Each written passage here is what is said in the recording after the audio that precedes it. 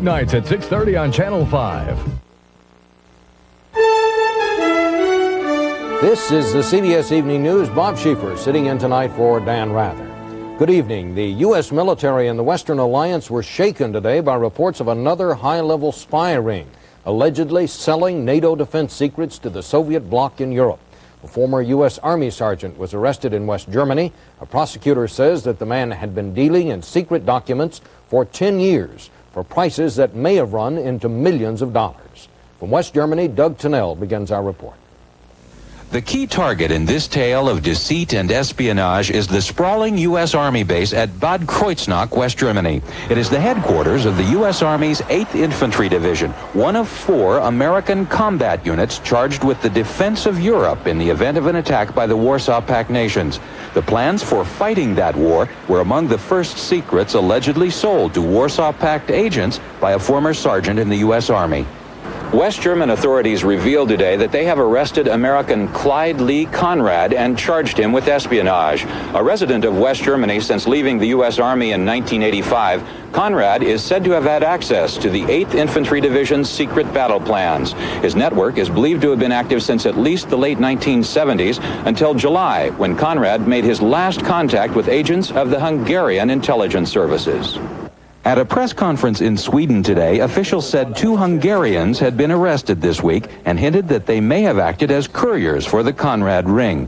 Authorities believe the Hungarians kept the Soviets fully informed of what they learned from the network.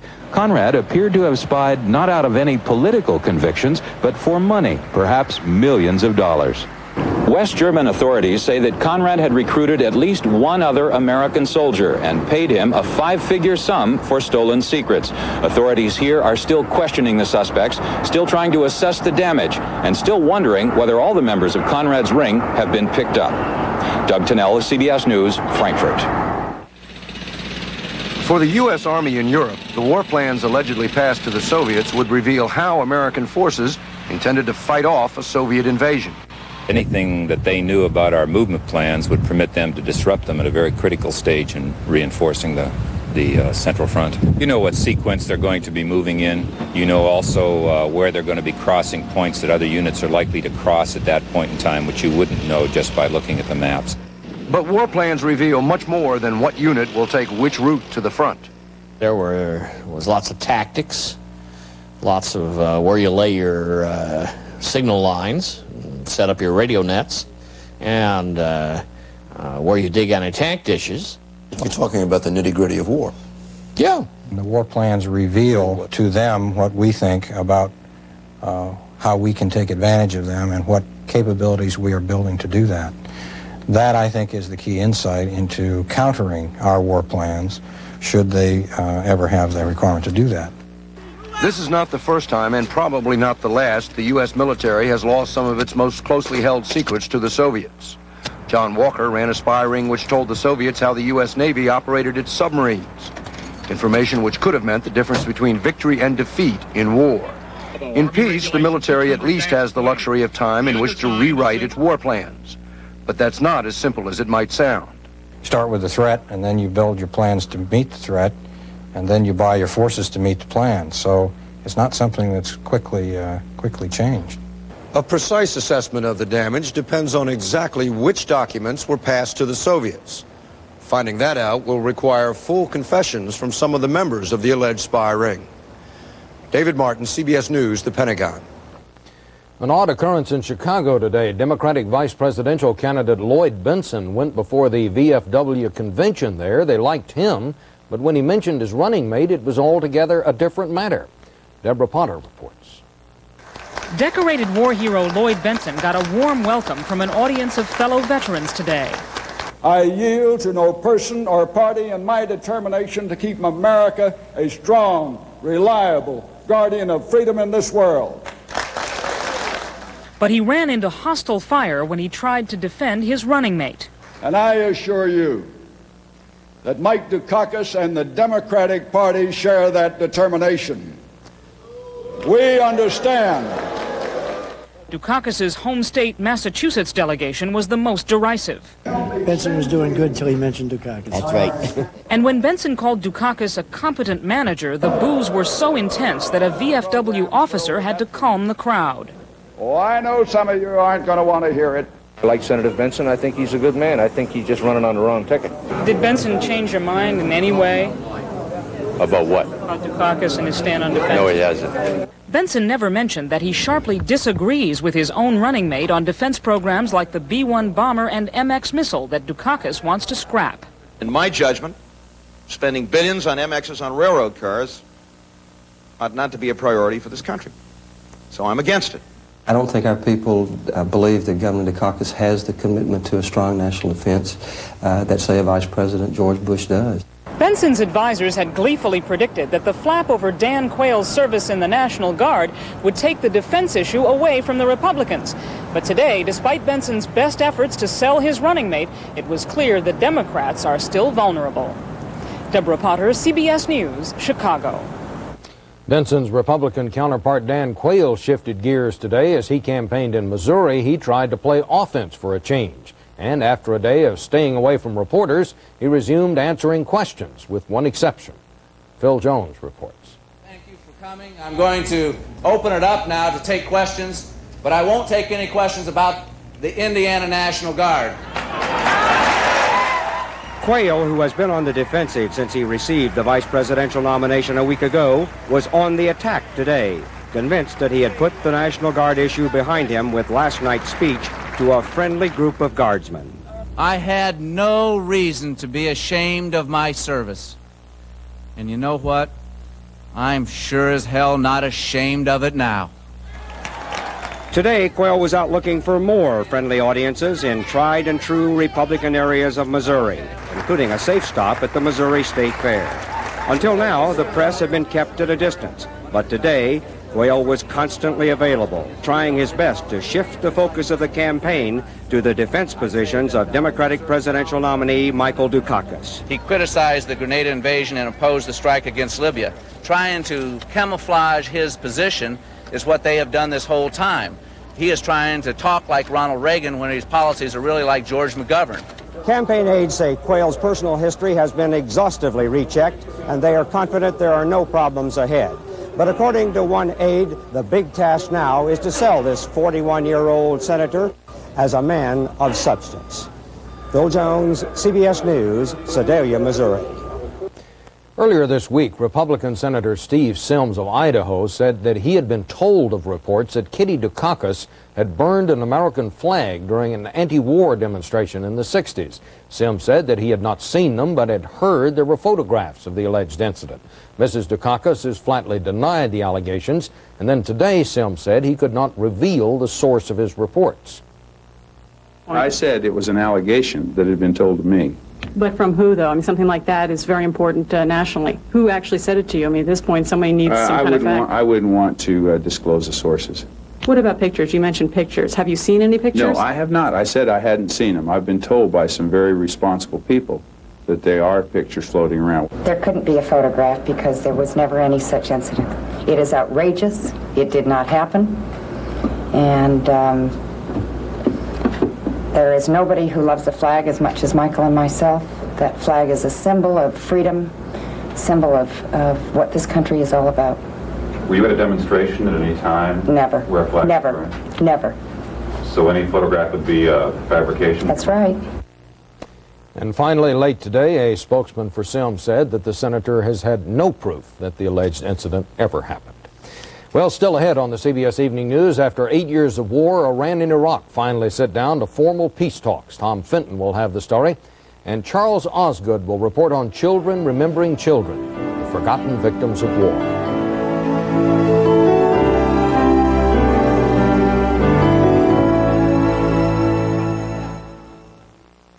Why do you care what I eat for breakfast? Maybe we shouldn't discuss this while you're under the influence of sugar and preservatives. And what should I be influenced by? Nuts and twigs? Very funny, Rita. Come on, one bite. Oh, great. Nutri-Grain. The surprising taste of Nutri-Grain almond raisin cereal with no sugar or preservatives added. Almonds, raisins, this is much better than I thought. Yeah, kind of like me. Kellogg's Nutri-Grain. Dedicated to the ones we love. America, you've been making a big fat mistake. You've been cooking wholesome food like this in butter. You've been cooking it in margarine. You've been cooking it in oil. Use all-natural Pam cooking spray instead. You can save 90% of the fat and calories in those things. No mistake about it. Pam, because how you cook is as important as what you cook. What's the best kind of fruit? The kind that's fresh, moist, and plump. That's why Sunsweet are my favorite kind of pitted prunes. Moist, plump, and fresh. Sunsweet, because the best prunes are fresh prunes. We know what your home is really worth. When it comes time to buy or sell, no one knows more or cares more about the American home than Better Homes and Gardens. Foreign ministers of Iran and Iraq sat down face-to-face today in Geneva for their first direct negotiations on ending the Persian Gulf War. Tom Fenton reports. UN Secretary General Perez de Cuellar waited years for this moment. The tables were placed too far apart for small talk or handshakes. There was a glacial silence, broken only by camera clicks, as Iran and Iraq met to negotiate peace after 8 years of a futile war which left up to 1 million dead. Each side is accusing the other of bad faith and ceasefire violations, but in Iraq today, the commander of the UN observers reported the truce is holding. Ceasefire is operational and going on very well. We don't have major problem along the border. The situation on the border is calm. Tankers were moving safely through the Gulf today. Western warships will continue to assure their right of passage until the peace process is well underway. This has been a brutal and costly conflict, the third bloodiest war in the 20th century. It released a specter the world thought it had vanished more than 60 years ago. Other countries will learn that Iraq used chemical weapons successfully, and it gave them a military advantage. I personally hate the idea of giving some kind of justification to the use of chemical weapons. The United Nations specifically has to be stronger and stronger against the use of chemical weapons. The talks lasted 6 hours tonight, much longer than expected. Perez de Cuellar is giving a sense of urgency to these negotiations, but he's under no illusion they'll be quick or easy. With goodwill on both sides, they could take months. Without it, they could drag on for years. Tom Fenton, CBS News, Geneva. Portugal's capital of Lisbon suffered its worst disaster today since an earthquake in 1755. Much of the city's historic shopping district was destroyed by a rapidly spreading fire. 1 person killed, 30 injured. From London, Alan Pizzi reports. The blaze began in a department store warehouse and raged for more than 6 hours. Flames and smoke could be seen from 12 miles away as the fire roared through the center of Lisbon's commercial and historic old section. More than 800 firemen had to be called in. Lack of water and low pressure hampered them from attacking flames which jumped across red tile roofs of 6-story buildings. The fire destroyed the city's 2 leading department stores along with scores of restaurants and specialty shops. 10 square blocks of the cultural and commercial heart of the Portuguese capital have been reduced to a blackened shell. Damage was estimated at tens of millions of dollars. Officials said at least 2,000 people would be out of jobs and several hundred were left homeless. Portuguese President Mário Soares called the fire a national catastrophe. It was the worst disaster since an earthquake and fire wrecked the capital more than 200 years ago. The city was rebuilt to look like this, and government officials vowed today that they would rebuild again. Firemen said they expected the area to smolder for another day, and there was a danger that more gutted buildings might collapse. Police and firemen investigating the blaze said they could not rule out arson. Alan Pizzi, CBS News, London. In Washington, the Commerce Department today said the gross national product sort of shrugged off the effects of the drought, expanding at a healthy annual rate of 3.3% in the year's second quarter. But the report noted that an inflation indicator tied to the GNP jumped at an annual rate of 5.1%. That's the biggest increase in almost 6 years.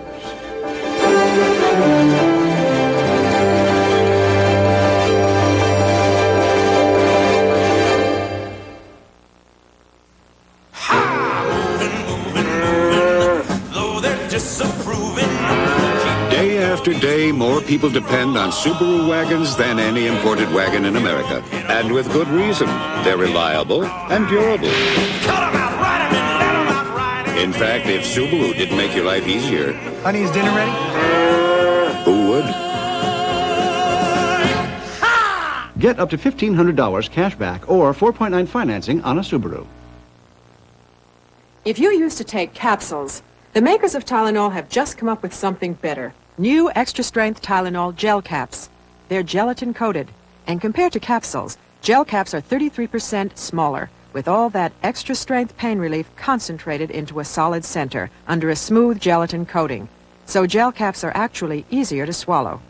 If you used to take capsules, try new extra-strength Tylenol gel caps. It's not a capsule, it's better. In Ricky Rudd's high-torque V8, clean-running, quicker-safe with QSX provides unbeatable protection from wear and tear. And the oil that protects my car on the track is the same oil you buy right off the shelf. The big Q stands for quality. Always has, always will. Excuse me. No problem. We know about kaopectate, too. Kaopectate actually absorbs the germs that can cause diarrhea. Kaopectate bags. The diarrhea specialist. Wildfires that are savaging much of the West roared across 7 areas of Oregon today. Officials said a fire in Crater Lake National Park grew from 85 acres yesterday to 1,200 acres today. In all, 4,000 acres were on fire just one day after Governor Neil Goldschmidt declared a state of emergency. The Oregon blazes are the latest of a reported 66,000 fires, which have blackened 3.3 million acres in the West. Wind shear, the sudden shifts of wind that can slam a low-flying plane into the ground, are linked to some of this nation's deadliest commercial airline disasters. But scientists have been conducting field tests of equipment aimed at cutting that toll, and there are some new and dramatic results. James Hattori reports.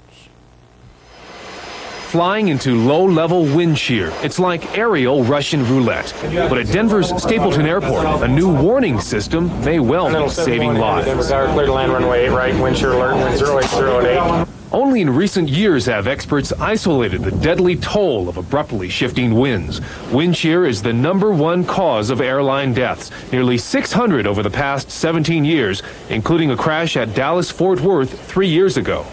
The most dangerous wind shear is called a microburst, a cold, heavy, downward gush of air beneath a storm system. Sometimes, during takeoff or landing, there is no escape.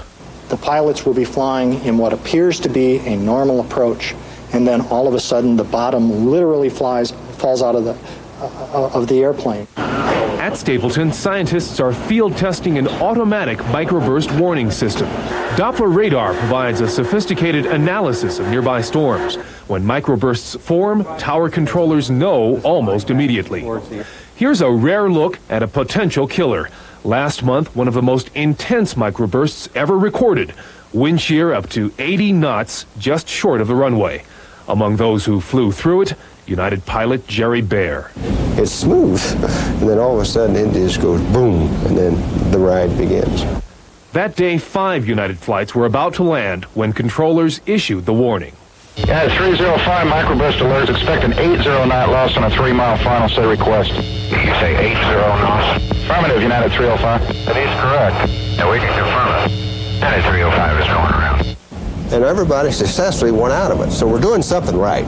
If this system had not been there, it is reasonable to assume that we would have had an airplane accident. An interim report due this month gives the microburst warning system the go-ahead toward installation at 47 U.S. airports. It'll take several years and more than $200 million to complete the project.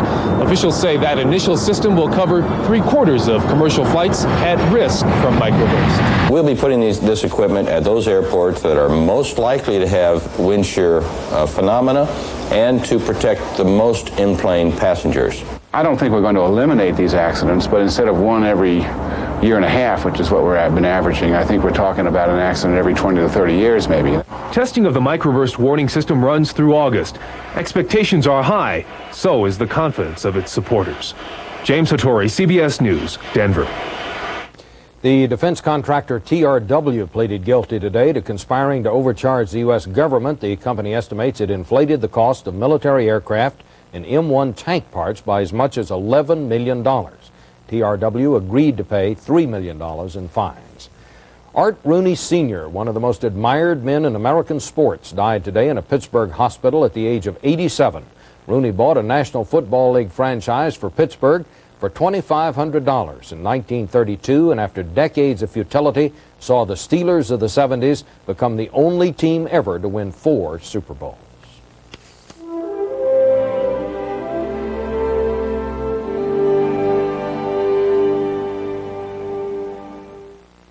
You're on the road to the top, there's no time to stop. You're gonna make your dreams come true. Here's your address for success, Park Avenue. It's your room with the view, it's your road to command. Every street feels like Park Avenue. The great American road belongs to Buick. Save up to $1,400 on Buick's Electra Limited Sedan. Dazzling savings, now at Color Tile's fantastic home sale.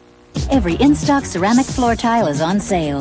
This stylish ceramic just 59 cents. This elegant floral only 89 cents. Save on a huge selection of vinyl tile, just 79 cents for this beautiful look. And every in-stock Armstrong Sundial Solarian sheet vinyl, now at great savings. Only at Color Tile's fantastic home sale, and only for 4 days. Come to Color Tile and bring the beauty home. When you have heartburn, you can bet on effective cherry-flavored Rolaids antacid. Calcium-rich, sodium-free, and a winning cherry taste. Cherry-flavored Rolaids. Tastes like cherry, works like Rolaids. Now, a revolution in blade shaving from Remington, the new Remington Electro Blade, with vibrating blades for a close, smooth, comfortable shave. Safe, immersible, and cordless. The new Remington Electro Blade vibrating blade system. Earlier tonight, we had a report on the talks designed to end the Persian Gulf War, a war that highlights figures which are no pleasure to contemplate. By one estimate, 100 million people have lost their lives in 207 wars fought in this 20th century. Almost half those deaths are civilian. Among those civilians are the thousands upon thousands who have not been memorialized until now. Charles Osgood reports. The silk these children in Washington, D.C. are working on so intently is part of something bigger. It is a piece of the whole. Kids in other American cities and towns and in 25 other countries around the world are doing the same thing. They are tracing the names of children killed in war. In every war, there are innocent young victims whose world is suddenly in flames. Children never start wars, but they must always pay the price. History records the names of generals, monuments are built to soldiers, but these school kids want the world to remember the countless young lives nipped in the bud, wherever they were, whatever the war. We can go outside and play, climb a tree, or do whatever without having to worry about soldiers coming along shooting us or anything like that. Let me take your brush and clean it down here. At the Lounsbury Middle School in Vernon, New Jersey, they are honoring a Polish boy by the name of Henyu Schlosser. The only picture of Henyu that exists is this one, taken with his mother when he was 6 years old. When he was 12, Henyu was shot to death by the Nazis. He was shot by one of the soldiers, and that's how he died. And his mother died, and his sister was the only one that lived. I owe my life to my brother.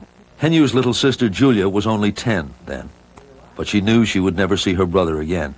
He was trying to help my mother and me to save us. One of the teachers at the Lounsbury School happened to know Julia Schlosser, and that's how they got hold of Henyu's name to put on the banner. Even though so many children have been killed in war, it is not as easy as you might think to find the name of even one.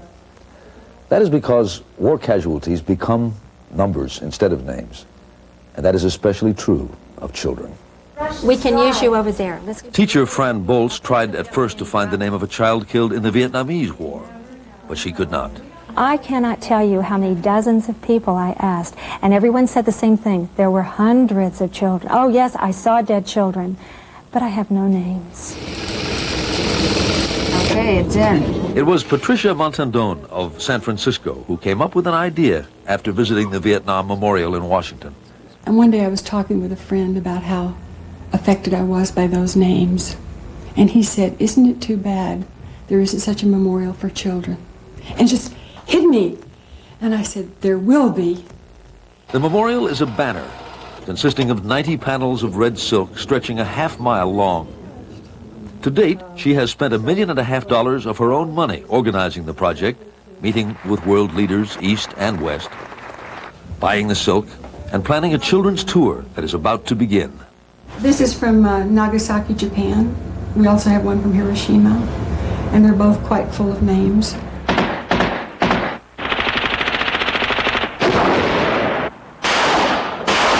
Even if grown-ups do not understand the tragic futility of war as a way of settling human differences, children do. If an adult they're supposed to have more sense than kids, but kids see that there shouldn't be wars, but the adults can't. They wanted to take the banner to the Middle East, but to the war-hardened governments there, the Children's Peace March seems too threatening a thing to accept just now. People don't want to acknowledge that we kill children. It's not heroic. On the month-long tour beginning this weekend, children will carry the name of Henry Schlosser and all those others to Moscow and Leningrad, to Berlin and Belfast, and then to the United Nations in New York, all as a reminder of what war really is. If I die tomorrow, I will die in peace because of these children, because they will not forget. The banner is ready for those willing to see it. Nothing more than children's names blowing in the wind. But those names carry the same powerful message as the Sermon on the Mount. Blessed are the peacemakers, for they shall be called the children of God. And that's the news. I'm Bob Schieffer, sitting in tonight for Dan Rather. Good night. It took 2,000 years, but a revolutionary discovery is changing the way men think about coloring their gray hair. It's called Just for Men, from the leader in men's hair coloring. Simply apply Just for Men, and in 5 minutes, shampoo out. Your gray is blended away, leaving your natural-looking color. 5 minutes. Here, look at me. Just for Men leaves your hair looking healthy and fuller, and it won't fade or wash out. Just for Men, in the men's hair care section. This hammer is twice as strong as this hammer. Tums EX is twice as strong as Rolaids, so Tums neutralizes twice the stomach acid. Tums EX, twice as strong as Rolaids. After flying so many aircraft, I'm not easily impressed with car performance. Then I drove the Cutlass Supreme pace car at the Indy 500. I was impressed.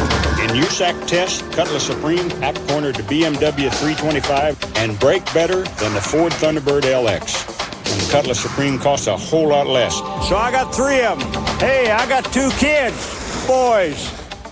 And now Oldsmobile will buy the air conditioning for you when you buy a 1988 Cutlass Supreme by September 28th. Looking for whole wheat total? Shredded wheat. You'll need 12 boxes to equal the vitamin and mineral nutrition in just 1 box of Total. No other cereal has more. I think I'll have Total, sweetheart. Total. If it's whole wheat Total, it's Total Nutrition.